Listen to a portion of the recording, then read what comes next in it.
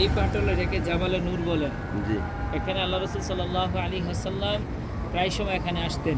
জি তিনি নবুয়তের আগেও আসতেন, নবুয়তের পরেও আসতেন।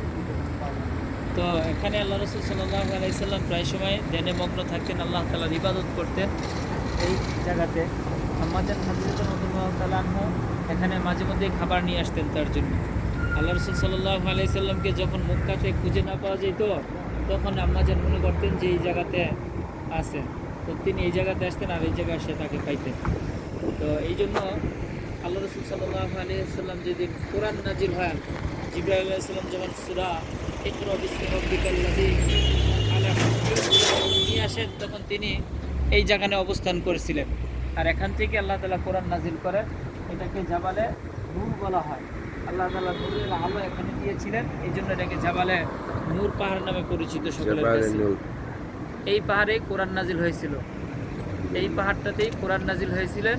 সেই পাহাড়ে আমরা এখন অবস্থিত আছি, যে পাহাড়ের পাদদেশে যেখানে কোরআন নাজিল হয়েছিল।